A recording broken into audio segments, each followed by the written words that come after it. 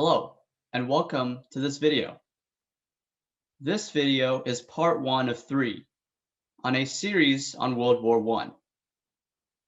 This series is part of a larger course made by Key Club members at the Dayton Regional STEM School.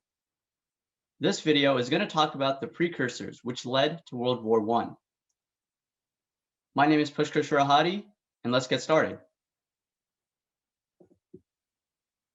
I like to think of the precursors which led to World War I as a spark and a bang, which can be visualized as this time bomb over here. Now, there's four events which constitute the spark, and one event which constitutes the bang, all of which led to World War I. Each one of these four, militarism, alliances, imperialism, and nationalism, can be thought of as the spark. Each of these made the spark inch closer and closer to the bang. Militarism, which was dominating public policy, meant that countries were going more and more reliant on their armies. Alliances were forming in Europe between countries to safeguard their own interests, their common interests. Imperialism was spreading and had already spread throughout much of the world, and it meant that European countries had land not only in Europe, but in other countries, in other continents. And nationalism, which is a person's loyalty to their country, was strengthening in each of these countries. Like I said, each of these made this spark inch a little bit closer to the time bomb expiring. And the final bang was the assassination of Franz Ferdinand, which we'll talk about in a few slides. The time frame that you should be thinking of when watching this video is the early 1900s, which is when the events that led to World War I were really brewing. This is a map of Europe just before the war started.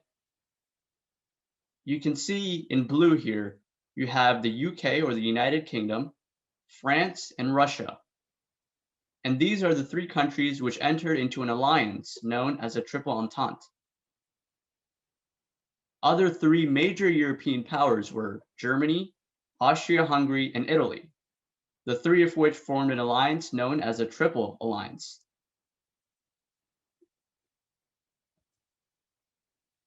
The first spark is militarism, which meant that there was an increasing military presence in public policy. Governments were increasing spending in anticipation of war. Modern engineering was being applied in the military. For example, the airplane was invented in 1903. And all of this led to a race, an arms race, between the countries to be the best prepared for war in Europe. Another one of the sparks was alliances forming between countries. And alliances are created to ensure safety between countries. And they're usually made in the form of military collective defense treaties, which means that if two countries enter one of these collective defense treaties, if one is attacked, the other country will come in and protect the country that was attacked from the enemy. The two major alliances at this time in Europe were the Triple Entente, which is Russia, France, and Britain, and also the Triple Alliance, which was Germany, Austria-Hungary, and Italy. The third spark was imperialism, which is where a country increases its power and wealth by incorporating colonies beyond its borders. What this means is, if a country conquers an imperialist country, it could gain control of its colonies. For example, if a country was to invade Britain, hypothetically, it would gain control of all of these territories marked red on this map here. The motive for countries to spread out and imperialize was that there was more cheap labor and more resources for them to access at a lower cost. and it also reduced the strain on the local economy. The fourth and final spark, which inched the spark closer to the bang, was nationalism. And nationalism, like I said before, is a person's loyalty to their country or nation, as it's known, which is where the word nationalism comes from. Each country wanted to prove its worth on the international level. It wanted to prove to the rest of Europe and to the rest of the world that it was the best in the world. Countries also wanted to settle the score from previous wars. One example being France, which had lost some territories to Germany in the Franco-Prussian War of 1870. Again, to prove its military might, France wanted to, on the international level, take back this land from Germany in a show of nationalism. And in fact, it was Serbian nationalism that caused the bang, which began World War I.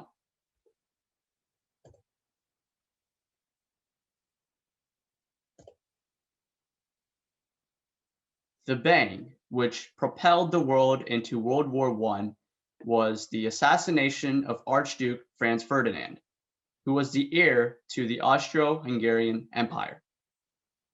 He and his wife were traveling to Sarajevo, the capital of Bosnia and Herzegovina, to inspect imperial soldiers. So Archduke Franz Ferdinand was the heir to this throne, and he and his wife were traveling to this city to inspect imperial soldiers. Serbian nationalists, who were tired of others ruling over them, set out to assassinate the Archduke. And they did. They were successful in assassinating the Archduke Franz Ferdinand and his wife. Austria-Hungary was obviously furious, and they declared war on Serbia in June 1914, which formally began World War I. And thus, as it came to be known, the war to end all wars, or the Great War, began. And here is a Venn diagram of the various alliances that existed prior to World War I beginning. You may be wondering what America's involvement in the First World War was. Well, the events that led to America being pulled into the First World War were as listed. The first one being the Germans sinking US merchant ships traveling the British Isles.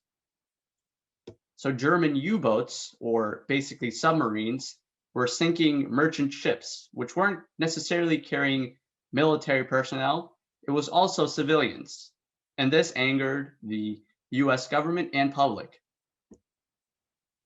Another such incident was the Zimmermann telegram, which was a telegram sent by the Germans to Mexico, which was later intercepted by the US, which asked Mexico to form an alliance with Germany. And it also asked Mexico to help Germany invade America.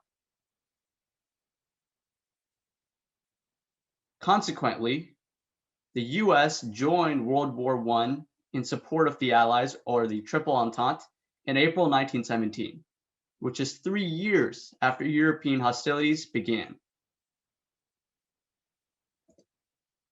So those were the precursors to World War I. The four main causes, as they're known, main, which stands for militarism, alliances, imperialism, and nationalism, were the spark to the bang, which was the assassination of Archduke Ferdinand, all of which propelled the world into World War I.